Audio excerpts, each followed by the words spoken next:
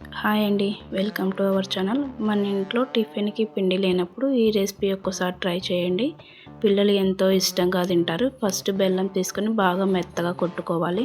ఒక గిన్నె తీసుకొని మెత్తగా కొట్టుకున్న బెల్లం వేసుకొని వాటర్ వేసుకొని బాగా తిప్పుకోవాలి. ఉండలు అనేది లేకుండా బెల్లం కరిగిన వాటర్లో ఒక కప్పు గోధుమ పిండి తీసుకొని వేసుకొని బాగా తిప్పుకోవాలి.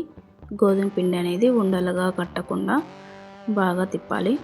పిండి మిక్సీలో వేసుకోవచ్చు కదా తిప్పే బదులు అనుకుంటే, దోశలు అంత మంచిగా రావండి.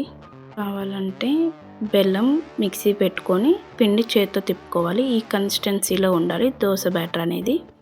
పిండి కలుపుకొని ఒక హాఫ్ అన్ అవర్ నానబెట్టుకుంటే దోశలు చాలా బాగా వస్తాయి. హాఫ్ అన్ అవర్ తర్వాత కొంచెం సాల్ట్ వేసుకొని కలుపుకొని ఒక ప్యాన్ పెట్టుకొని బాగా కాలిన తర్వాత దోశలాగా వేసుకొని కొంచెం ఆయిల్ వేసుకొని రెండు వైపులా బాగా కాల్చుకోవాలి. అంతే అండి, ఎంతో టేస్టీగా ఇన్స్టెంట్ స్వీట్ దోశలు రెడీ. మీరు ఒకసారి ట్రై చేసి మీకు ఎలా వచ్చిందో కామెంట్ చేయండి. మీకు నచ్చినట్లయితే please like and share, subscribe my channel.